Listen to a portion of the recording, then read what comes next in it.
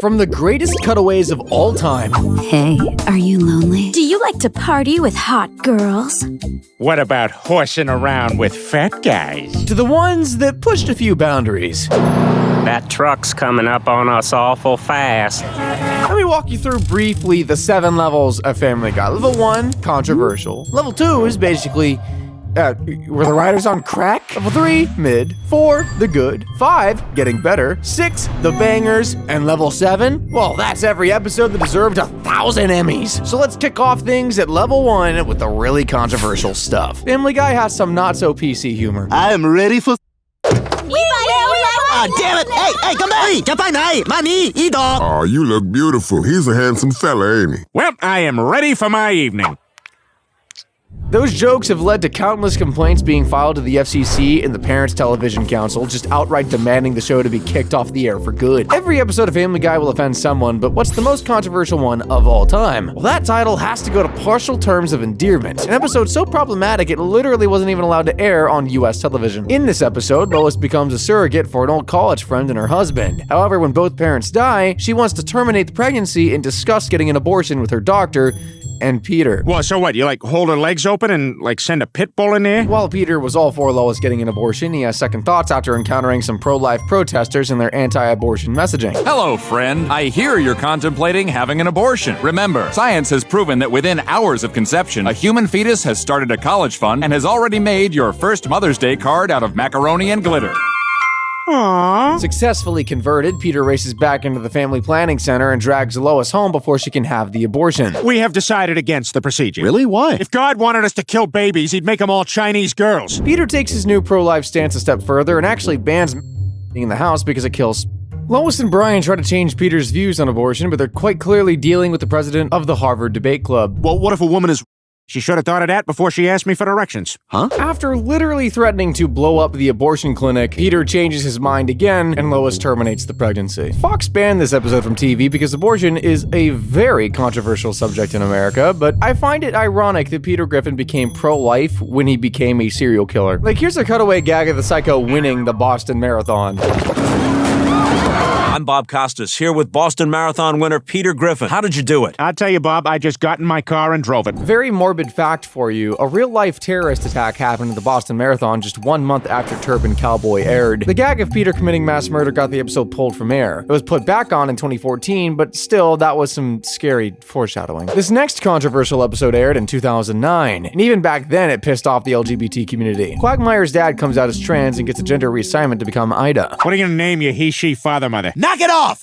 Wow. How is he, Doc? Is he all right? No, I'm afraid not. But she's gonna be just fine. The Griffins invite Ida to dinner, and Peter has some very big questions about her transition. So, Ida, you miss your... Peter! Thank you for asking it. Unable to accept this, Quagmire storms away from the dinner in disgust. Feeling hurt, Ida hits the bar, but cheers up when they meet a friendly little doggy named Brian.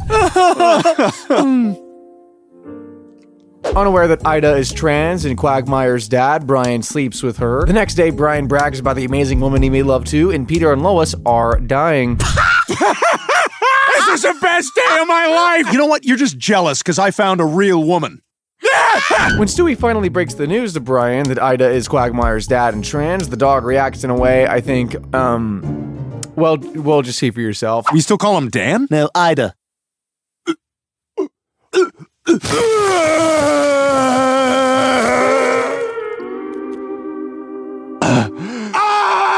Brian's disgust at discovering he slept with a trans woman, among many other things in that episode, was deemed shockingly insensitive by LGBT writer Brent Hardinger. The Gay and Lesbian Alliance Against Defamation also criticized the other character's treatment of Ida. In one instance, Lois actually makes Meg throw away food Ida has prepared because she's disgusted by the fact that she's trans. I made a crumble. Oh, how thoughtful. Throw it away in the outside garbage. That crumble definitely did not deserve to get thrown in the trash. The episodes on level 2, however, yep, they're even more garbage than Peter Griffin himself. The first pile of rubbish up on level 2 is an episode nobody asked for, and one Seth MacFarlane will never be forgiven for: Life of Brian. After time traveling to 17th century Jamestown and giving the Native Americans guns, Stewie and Brian aren't particularly welcome when they return to present-day America. Damn it, we're surrounded! Crap, they got away. Better call the boss. Damn, I'm not getting a smoke signal here. You gave guns to the Indians, and now they're running everything. I mean, you're the one who's always saying never alter the past. Stewie and Brian travel back in time to fix their mistake, and after returning home, Stewie destroys his time machine so he'll never mess up with the past again. 5 minutes later, he goes to play sports with Brian, and this is precisely why you do that sort of thing in the park, not in the middle of the road.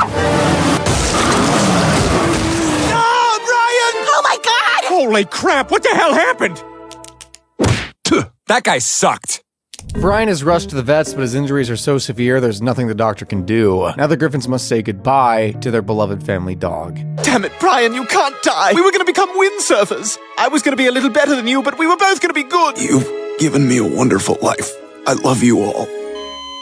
I'm not crying. I'm allergic to my microphone. Stewie vows to rebuild the time machine so he can save Brian from getting run over, but he can't find a titanium capacitor anywhere. It looks like Brian is really gone for good, and the whole neighborhood shows up to give him an emotional send-off. Damn it, Ortiz, stop swinging at junk. With a freaking fight at Quagmire, dude don't even like him. Only 30 days pass, but the Griffins decide to move on and get a new dog. Unforgivable.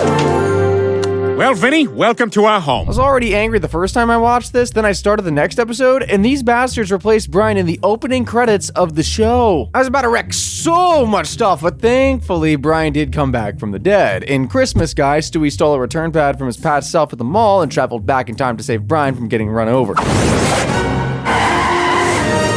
look out!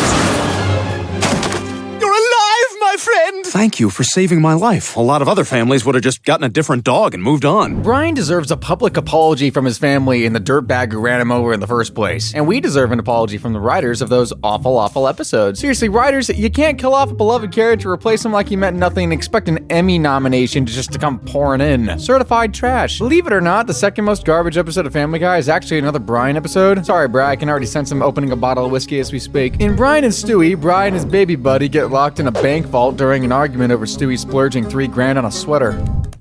I don't believe this. Did you just crap your diaper? I got scared when the door closed. The staff won't be back until Monday, so Brian and Stewie will have to wait it out 48 hours in a room that now reeks of baby poop. Stewie can build a time machine, but isn't smart enough to figure out a way out of a safe. He is, however, evil enough to propose a disgustingly diabolical solution to the smell. If the poo were to be removed... I'm not following you. Eat it. What? Eat it, Brian. You're out of your mind. Brian calls Stewie messed up and says he'd rather shoot himself than go anywhere near his poop. That can be arranged, though. There's not going to be any trouble as long as you eat my poo. Brian reminds Stewie that he can use his cell phone to get them out of the safe, but he wastes battery trying to return a fracking sweater. Oh, this day. Ah! Now I'm trapped in here with you and your stink because you were too stupid to call somebody who could help us. That really hurt. Probably his revenge for the slap, evil Stewie guilt trips Brian into finally eating his diaper full of... This scene is hands down one of the most revolting moments in all 23 seasons of Family Guy. Okay, you ready? Okay. Ah, don't do it right here. I don't want to watch. It's your poop. Yeah, but it's your thing. It's done. Got some dessert for you. That absolutely grotesque scene is pretty much why the episode Brian and Stewie has been thrown in the trash category. Nothing else really happens in the episode, it's just them locked in the vault. Honestly, if this is your favorite episode, I don't know what to tell you. To each their own. Your standards just might be as low as Meg's, though. I'm back. I brought another picnic. You're such a good listener. You're so good with animals. There was a lot of garbage in that scene, which reminds me of this cutaway gag. The Hudson Brothers? No? Who are they? Oh, we've got a short clip. It's the Hudson Brothers Razzle Dazzle Show with Kent Ziegler and Peter Cullen, Avril Chow, and sets, lights, and all sorts of fun things. Yep, the writers were so lazy they didn't even try to write a joke for this cutaway. They just hijacked a completely different TV show and called it a day. We're moving on up to level 3 now, folks. That means it's time to revisit some older episodes of the show that are neither good nor bad, just mediocre. Let's start with the Meg episode because you can't get any more mid than that. In the kiss scene around the world, Meg falls in love with the hunky news anchor Tom Tucker. Now, there are so many reasons why Tom would not want a piece of Megatron, and unfortunately, the only guy interested in her is this. Meg becomes an intern for Channel 5 to get closer to Tom Tucker, and the job is beyond anything she's ever dreamed of until she finds out who her partner is. Great! Who's my partner? Hey there, hot stuff! While Meg and Neil were only supposed to be making coffee when a serial killer who targets journalists appear on top of Town Hall, Diane and Tom send the teens to cover the dangerous story in their place. Hey! way! That was my lucky assassin hat! Believing she's about to die, Meg starts lamenting all the milestones she never got to experience in life, like being some drunk guy's last resort or having her first kiss. However, that last one can still be arranged. I'm here for you. The assassin is tackled and taken into custody. Oh, what a relief. And even better, nobody saw Meg locking lips with Gross Neil. I mean, surely the creep wouldn't have recorded the whole thing and made an entire news segment about it, right? But the real story was inside the mouths of Meg Griffin and Neil Goldman. This is where we cease to be Meg and Neil and begin life anew as Neil. Oh my god. Meg is understandably mortified, but her reaction may just be a little, well, just take a look. Our daughter's first love. I'm going upstairs right now and eat a whole bowl of peanuts. I'm allergic to peanuts. Imagine if I tried making a video on the 7 levels of Peter and Lois's parenting. They're so horrible, it'd be impossible for them to even make it to mid. Meg decides to set the record straight with her own news segment, and ouch, she didn't even try to let Neil down gently. The moon. There's a reason no one goes there. It's cold. And it's ugly. Oh wait, that's not the moon.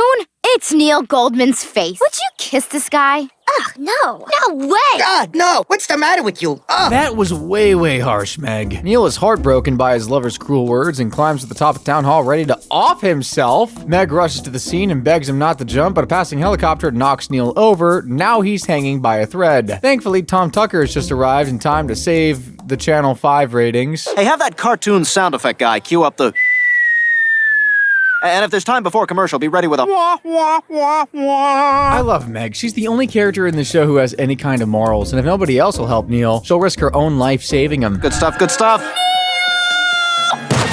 You do care. Meg's empathy has come from all the abuse she's suffered. Peter sure as hell didn't teach her how to care about others. Oh, come on, Lois. When have I not been there for you? Get out of the damn car, now! Screaming you're dead. Thanks for the ride, lady. This vicar did not deserve a promotion from his boss. In Mr. Saturday Night, Peter invites Mr. Weed to dinner to ask about becoming head of toy development, but surprise, surprise, he ends up killing him instead. All right, let's not panic. Nobody even knows about this yet.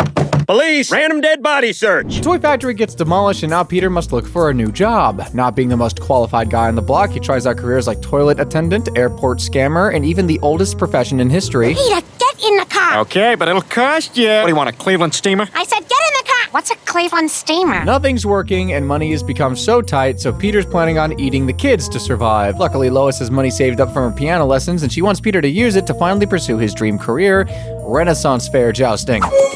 It's him. Allow me to introduce the best of the best, the Black Knight himself. Honestly, I was expecting his dream job to be something way more ridiculous than that. Sir Peter desperately wants to impress thy hero, the Black Knight, and trains non-stop back at the Griffin abode. Oh my god, stop my earring! Stop! At work, Peter stuffs a bird up Maid Madeline's dress and gets fired by the Black Knight. He returns to watch the big joust with his family, but gets humiliated and told to leave. He ain't leaving without a joust, though. Oh my god, I'm gonna die. To the owner of a yellow Hyundai, your car is being towed. What? I won! Peter gets offered the position of lead jouster, but turns it down as he's already lived his dream. Anyway, those episodes we just saw were probably the reason why Family Guy got canceled by Fox in 2002. They moved to Adult Swim after that, but once the ratings started climbing again, Fox came crawling back. Season 4 and 5 were then released, and we got so many amazing episodes like Hell Comes to Quahog. Now that Family Guy's back in full swing, let's move on up to level 4 and revisit that infamous tank episode, shall we? Peter ditches Meg at the roller rink for the last time, and she demands her own car. Unfortunately, there were no cars that matched her personality in stock. Yes, are the new bulimic cutting mobiles in yet? So Peter settled on a frackin' tank. Okay, Lois, you can open your eyes. Bocce balls! What the hell? No! Hey, Peter, can you blow that towel rack down here? Thank you. Now, if you're tall and feel rude for existing in any public place, at least you're not the guy who parked his tank front row at the drive-in movie theater and then did this. There's no conflict in this movie. When are you gonna get rid of that stump? I'll do it, all right? Just get off my back! She's gone. We can finally be together. But Tim, I'm rooted to the ground. The next day, Peter takes Meg out for a test drive in her new tank, and thank heavens Joe is paralyzed, because imagine feeling this kind of pain. Oh, great, it's here. That mirror I bought on eBay. Oh my god! Joe, my God, what happened? Hey, look at you. You look like a half-empty toothpaste. Joe confiscates Meg's tanks. She gets a job at the new superstore to buy her own normal-sized vehicle. The large megastore ends up running every local business in Quahog out of town, including the Pawtucket Brewery. Peter ain't happy and, of course, blames Meg for everything like he always does. Peter, you lost your job because of a superstore. You shouldn't blame Meg. And you can stop making that fart sound every time someone says Meg. I'm not gonna sit here and take this. I'm the only one in this family who has a job. Yeah, like she'd get paid for that. What did he just say to you? Forget it. It's nothing, Meg. As if that wasn't disrespectful enough, Peter joins a group of anti-superstore protesters and starts pelting Meg with eggs. However, once the hypocrite gets offered a job at the store himself, he sells out and immediately gets to work, if that's what you even call this. Dad! What are you doing? I am so freaking good at coloring. I know I'm not supposed to go outside the lines, but I do anyway because I like being myself. Dad? Dad? I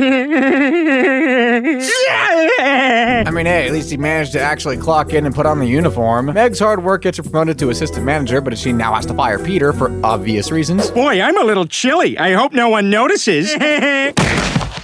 Despite all the BS Peter has put her through, Meg is too kind to fire her dad and quits her own job, but it's not like she'd ever had one anyway after this.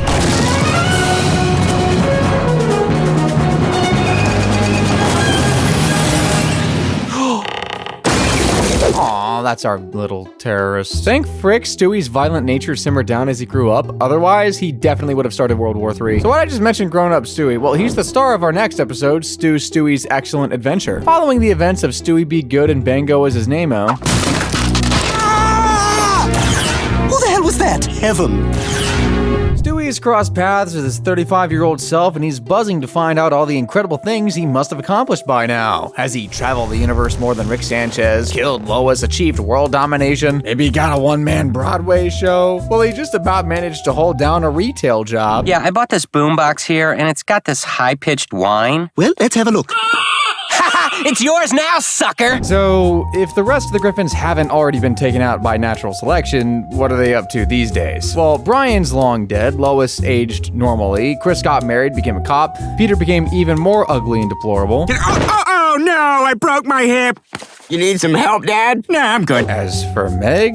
Knock, knock. Oh, hi, Ron. Who's that fellow? It's Meg. She had a sex change right after college. Wow. Gotta say, Ron kinda looks a lot like Tom Tucker. Little Stewie is majorly disappointed with the way his life is gonna turn out. If he thought living in a shabby rundown hotel was the worst part, he needs to take a deep breath right about now. Tell me, how many times have we gotten into those Lane Bryant stretch pants? What? Never. Damn right, never. What do you mean, never? All right, that's it. I could handle the crappy apartment and the pedestrian job. Well, you, sir, are pathetic. Little Stewie refuses to return to his own timeline without sorting out his pathetic future self's life, so he completely renovates his apartment and forces him to lose his V-card to Fran. Let's have What? Definitely. I'll be right back. I can't do this. I can't go through with this. Why? Why the hell not? You listen to me, Stuart Griffin. You march in there right now. The lovemaking,'s a disaster. 8 seconds of penetration, 40 minutes of crying. But it still counts. Stewie couldn't be prouder. 8 seconds? That's twice as good as you did in rehearsal. You know, intra-office is prohibited, regardless of how hilariously brief and unsatisfying it was. Thanks to little Stewie, Big Stewie has lost his job and his apartment is burned down. After moping on the sidewalk, the Stewies discover the reason why their lives turned out so poorly, and it all goes back to that fateful day at the swimming pool. Wait. Near-death experience? At the community pool? But that was nothing. My therapist said I've been suppressing some very complex emotions. May well have caused me to take fewer risks. There's only one thing to do. Stewie says goodbye to his older self, returns to the past, and stops the accident from happening. He saved Big Stewie from becoming a 35-year-old virgin. However, some people's destinies are just set in stone. I'm sorry, I didn't catch your name. Oh, you can call me Ron. Ron, huh? You know, I've always really liked that name. Ron. Stewie never seemed to have an issue with Ron living his best life, but there's one guy who fell down a path he'll never approve of. Oh, and if Cookie Monster calls, tell him I am not talking to him until he gets out of rehab. Contraband check. What are these? I don't know. What do you mean you don't know? I don't know how they got there. You guys are Nazis, man! You're freaking Nazis! Such a classic cutaway. And what's waiting for you guys on level 5 is even more hilarious, because now we get to the pretty darn good episodes. You could become rich beyond your wildest dreams by selling these fine products over the phone. I say, I could be a millionaire playboy. Okay, girls, are you all ready to play? 1, 2, 3, green light. Red light.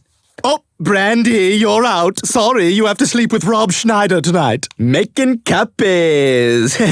Remember that? I was born in 1987. 1987? That girl's pushing 40 now. Man, this show's old. That's not a bad thing, though, honestly. The older Family Guy gets, the more iconic its episodes are going to become, and I've got a real classic in store for you guys. And then there were fewer. The Griffins and various other characters all receive an anonymous invitation to a dinner party in their honor. They arrive at a creepy remote mansion, and Consuela shows them to their rooms. At dinner, the mysterious host who invited them all here is revealed. James Woods? I'd like to introduce you to my lovely companion, Priscilla. Who's he? James Woods. Oh, I thought he was a shark. No, he was on a show called Shark. But he's made of wood? His last name is Woods, but he's not made of wood. Nobody is. James Woods explains he's become a born-again Christian and wants to make amends with everyone he'd screwed over. But when he leaves the room, the dinner party becomes less than holy. I can't help feeling this would be sadder if she wasn't heavy. Fearing their necks, the guests try to escape, but the bridge is broken, and the phone lines have been cut. There's no way out and no one to call for help. Full-blown panic breaks out. Herbert steps in and tries to restore order, and even in the most dire of situations, he still finds a way to be a pervert. Whoa, all right, look. Everybody but Chris, just keep your pants on and let's figure a way out of this. When Woods returns, Peter ironically calls him out for being a murdering monster. However, Stephanie's body is gone, and he was actually completely innocent after all. I didn't kill anybody. Oh my God, is this what black people see all the time?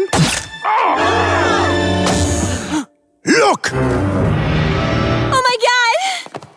Nice. Now, suspecting the killer is one of them, the guests start fighting, but discover a secret entrance leading to a study. Inside, they find James Woods' diary documenting all the ways he screwed them over. Muriel is accused of being the murderer and mysteriously disappears when another power outage strikes. She's gone! As long as there's a murderer on the loose, none of us are safe, all right? Let's split up and search the house. Chris, you check the basement with Herbert. Brian and Stewie find Muriel dead, so she couldn't have been the killer, and if nobody finds out who it really is, they'll all be dead by morning. Derek heads to the roof to try and get a signal while everyone else stays put in the dining room. Priscilla is missing, so another fight breaks out over whether she's the killer or not. Then the killer strikes again. What are you doing up here? Wait a minute. Oh my God, it's you, the man or woman who's been killing everybody. Meg finds the blood-soaked award that killed Derek under Tom Tucker's bed, and Priscilla couldn't have planted it there because she's dead too. You're going to jail, Tucker. After him! Guys chase and tackle Tom. By morning, the storm has passed, repairmen are busy repairing the bridge, and police arrest an innocent man. So, who was the real killer? It's usually the person you'd least suspect, so I can't be the only one who thought it was going to be Consuela. I'm just a little bummed to find out who it really was, but I guess it makes perfect sense. Oh my God, you're the killer! Very clever, Lois. You shouldn't have stopped to say hi to me. You would have lived longer. Why do I ever try to be friends with other women? Diane explains how she framed Tom for murder so she could become the solo news anchor she always wanted to be. She still doesn't know what happened to Stephanie's body. Guess that'll always remain the greatest mystery of our time. Damn it! Of course, Diane had to murder the guests who didn't deserve to die. If she had killed Quagmire, Herbert, and Peter, she wouldn't have even committed a crime, just a public service. Diane holds Lois at gunpoint and takes her to the edge of a cliff to murder her, but she's saved by a mysterious hero.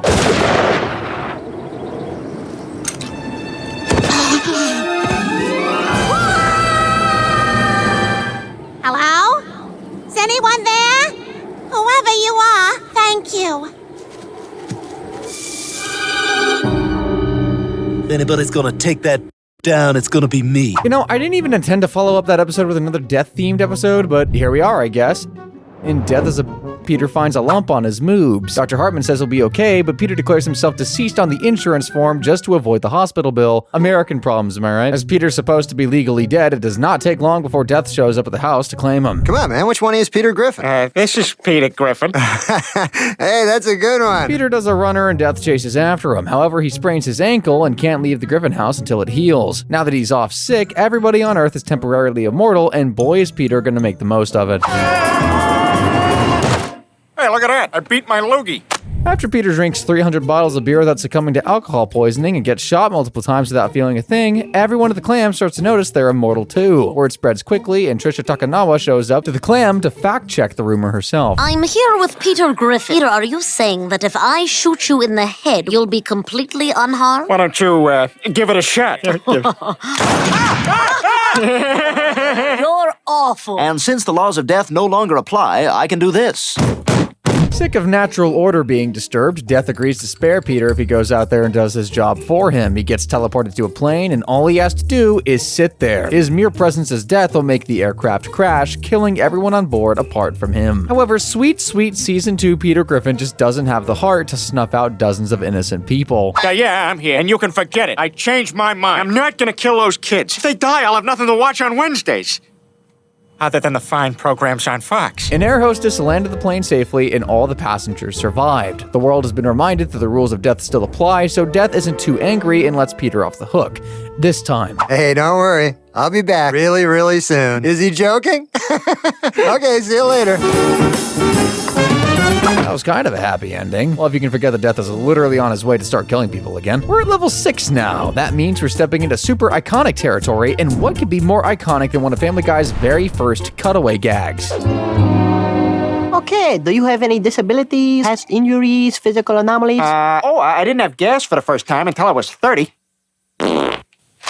What the hell was that? Or how about just some of the greatest Family Guy episodes ever created? In PTV, Stewie beats up Osama bin Laden and his terrorist friends before cycling through the most awesome intro of the show to date.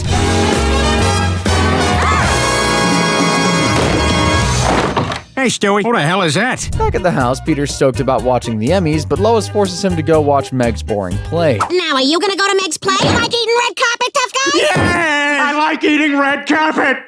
Giggity. After the performance, Peter is angry that he missed what he considers to be one of the most memorable moments in television history. When a trouser malfunction caused him to expose his testicles. Oh, that's just great, Lois. Thanks to you, I missed a moment of television history. The incident makes the FCC decide to censor anything that might be deemed inappropriate across all TV shows, even bikinis in Dick Van Dyke's name. Certified couch potato like Peter won't stand by and let his favorite shows be ruined, so he starts his own television network called PTV and airs uncensored versions of classic shows as well as his own original material. Oh my God, where's my roast pheasant? By now, I think it's in my lower intestine.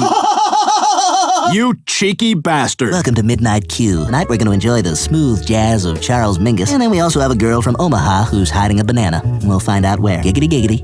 Giggity goo. Cheeky Bastard and the Giggity Show were great, but at the end of the day, all the Emmys really deserve to go to Peter's Side Boob Hour. And welcome to the Peter Griffin Side Boob Hour. Look at that side boob. How about that side boob? That turn you on? Well, it shouldn't, because that's my side boob. It's content like that that really just makes you think. Despite the fact that she once aired her own at church, Lois is disgusted by the obscenity on PTV and reports her husband to the FCC, prompting Peter, Brian, and Stewie to break into a musical number about how ridiculous the FCC's regulations really are. There's no negotiation with the fellas at the freaking FCC. The FCC shuts down PTV, but when Peter tells them they can't stop people from being who they are, they decide to start censoring everyday life too. His chin looks like balls. You want me to cover that too? Oh, Lois, you are so full of... What? The FCC doesn't stop there and actually bans farting by making everyone wear a device that converts the noise into Stephen Wright jokes. The censorship eventually becomes so bad, people can't even have the privacy of their own homes anymore. How about a little angry, huh? Oh, all right. Whoa, whoa, whoa! Those actions are highly inappropriate. What? Lois finally admits Peter was probably right all along, and after a party is thrown to celebrate this rare moment of his life, the Griffins go to Washington and get the FCC rulings reversed. However, reversing the past and meet the Quagmires was a lot harder for Peter to pull off. After listening to yet another one of Quagmire's perverted stories... You know what I discovered last night? Women have a fourth hole. What? Yeah, I mean, it's only visible if you're looking from exactly the right angle, like the entrance to Hogwarts. Peter begins to feel like he's missing out on all the stuff Glenn gets up to because he's married. And trust me, Peter, you're not. Suddenly, Death is summoned to the clam on a false alarm, and Peter asks to be sent back to 1984 so he can spend one night as a single Pringle again. This is Newport Country Club. That's right, Peter. You're 18 years old again. At least that's how everyone will see you. Peter cancels his date with Lois to go dancing with Cleveland at the bar and makes out with Molly Ringwald. However, blowing her off altered the past, so when Death sends Peter back to the present day, things are a lot more, shall we say, giggity. Meg, stop staring at Mr. Griffin. I'm afraid she's got a father's libido. What can I say? I'm a Vegetarius. Oh! Honestly, Stewie's pale skin makes him resemble Stan Smith way more than Quagmire. While Peter altering the past made Lois marry Glenn, it's not all bad. He's married to Molly Ringwald, and the world is actually a much better place. With President Gore's universal health care, people are living much longer these days. There's no street crime. Face it, Peter, you not marrying Lois was the best thing that ever happened to the world. Peter doesn't care about the free health care, though. He only wants Lois back. Death agrees to send Peter back to 1984 again so he can fix his mistake. He's determined to not blow things with Lois this time around, but he's Peter Griffin. Death should have known he'd screw everything up again and again and again. Death! Hey, Peter, you all set to go see Zap tonight? I figured Scott Baio Yeah, Scott Baio, gay, blah, blah, blah, blah, blah. Can't wait to see the movie. Well, terrific. Oh, hey, Peter. Say, I was just getting ready to hit the town. You want to join me? I can't, Cleveland. I got a date with Lois. It's gonna be fun. It is? Peter, what the hell are you doing? You're supposed to be with Lois. Oh, crap. Death! Death is fed up and refuses to give him another chance, so Brian and Peter sneak into the country club and try and stop that kiss that made Lois fall in love with Quagmire happen. Lois, may I have this dance? Peter, you had your chance with me and you blew it. Now leave us alone. Is that what you really want, Lois? Yes, it is.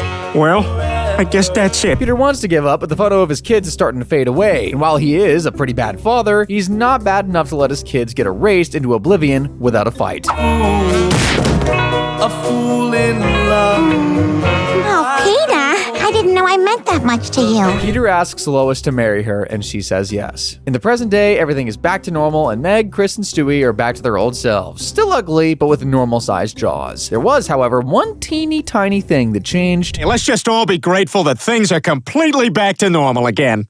Who ate all the pecan sandies? I hate that Seth MacFarlane still hasn't given us a proper Family Guy American Dad crossover. I'd love to see how Roger and Stewie would get on. I feel like they'd either bond over Roger's wigs or I'd have a full-blown war. Either way, it would be epic, and the episode would definitely go on level 7, which is exclusively reserved for only the goatist of Family Guy episodes. Oh, and a cutaway so good, it defines Family Guy cutaways. Chris, would you run and get some milk? And be sure to take it from the back.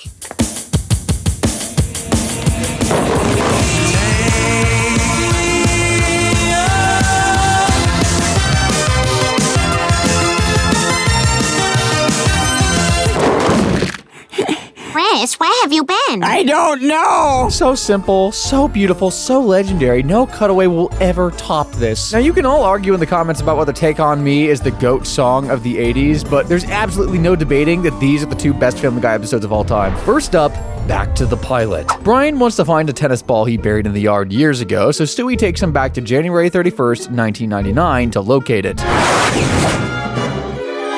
Mom, my lips are too thin. Can I please get collagen injections? Oh my god, what's with Meg's voice? She sounds like someone who's about to give up a huge opportunity. FYI, Mila Kunis literally earns $150,000 per episode. If Stewie gave Lacey Chabert his time machine, there's no way she wouldn't go back and keep voicing Meg. Anyway, Brian finds the spot where he buried his tennis ball, but he needs to wait until he returns home to dig it up. Otherwise, he'll alter the past, and that goes against the golden rule of time travel. Instead of risking it with the tennis ball, stupid Brian literally tells his past self about 9/11, and he foils the entire attack himself, which is honestly impressive on so many levels despite knowing it would happen. Time to terrorize the terrorists. Ugh, you prepared catchphrases for yourself? By stopping 9/11 from happening, Brian saved thousands of lives and became an American hero. But it's not all sunshine and rainbows from here. Brian also sparked a second civil war, which ended up killing millions. 9 southern states have declared that they are seceding from the United States. The announcement came from former President George W. Bush. If anyone out there can get their hands on a clown suitcase, I'd very much like to see what's inside of there. I think we have the wrong clip. What? Okay, that was George W. Bush declaring civil war on the northern states. See, Brian, this is exactly what I was talking about. Brian and Stewie travel farther into the future to see if things sorted themselves out, only to find America has descended into a post-apocalyptic wasteland with cyborg cops and frog people. Freeze, Frogmire! Ribbity. Brian and Stewie travel back to the pilot again to warn a past version of Brian not to spill the beans about 9/11. Brian promises he won't breathe a word, but being an aspiring writer with no morals, he simply couldn't resist taking credit for one of the best-selling book series of all time. There's the writer of the Harry Potter series. Must be weird hanging out with us muggles, huh, Brian? Oh my god. All right, you obviously have no self-control, so we've got to go back and do this again. Brian and Stewie return to the past again, but alternate versions of themselves from the further futures keep showing up to stop past versions of each other from altering the past. Wait! No!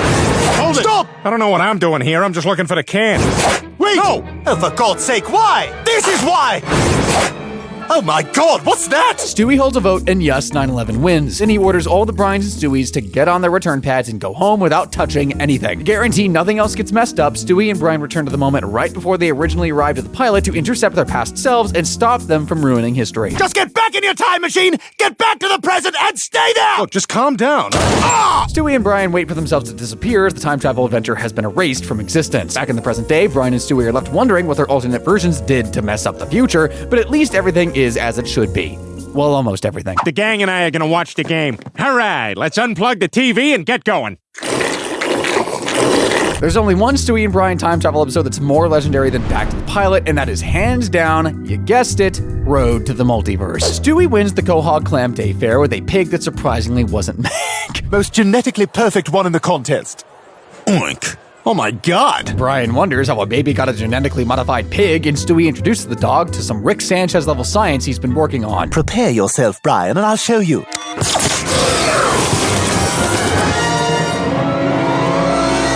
Hey, look, there's Quagmire. Thanks, honey. Say hi to your husband. Oh, I got AIDS again. You heard of a bar crawl, right? Well, Stewie takes Brian on a universe crawl, and they visit the most bizarre realities imaginable, like a universe where Meg is hot. My god, is that...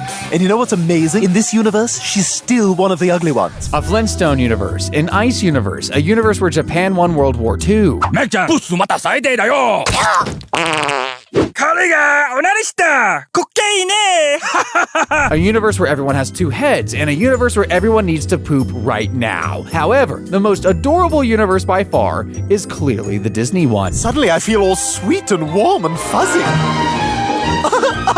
Look how gaily we run. Everyone's so cute. Hell, even Peter's cute. And then there's Meg. A for pie. For pie. The seemingly perfect Disney universe turns out to be violently anti-Semitic, so Brian and Stewie leave the pie behind to visit other worlds, like the Robot Chicken universe, a World War III universe, a weird blocky universe. Yeah. I'm frightened. Let's go. Love it. Hate it. Brian? Hit the button. I'm glad they hit the button because that was just too much cuteness for me to handle. Brian and Stewie land in a universe where humans are subservient to dogs. Brian wants to stay forever, of course, but his new pet Stewie might have a bone to pick with that. No, Come on, give it. No, come on. What the hell, man? What you did? Better put that thing on a leash, sir, or I'm gonna have to fine you. Stranded in a strange world with no way home, Brian and Stewie go to 31 Spooner Street for help, but the Griffins are a little more furrier than usual. Hello? Hello, my name is Blake Carrington, and this is my human, Gabe. Come on in, I'm Peter. This is my family, and this is our human, Brian. Nice to meet you. So human Brian is literally an adult version of Ferb. Dog Stewie explains he's built a universe-traveling device and offers to send Brian and Stewie back to their original universe, but even in alternate realities, the fat man still finds a way to ruin Stewie's plans. So don't misbehave, or the human catcher will come after you, Gabe. My name's not Gabe! Stewie will be euthanized for being a dangerous human. Luckily, Dog Stewie breaks into the jail and sends him and Brian back to their original universe. Human Brian tagged along so he could live in a world where humans are superior and finally be a somebody. I mean, he'll be the reason somebody goes to jail for reckless driving, but... Look at him go. He can finally reach the full potential. Oh my god, he got hit by a car! And there you have it, folks, the 7 levels of Family Guy. Comment below and let me know what level you think your favorite episode belongs to, or click the screen to watch more videos like this one. As always, thanks for watching.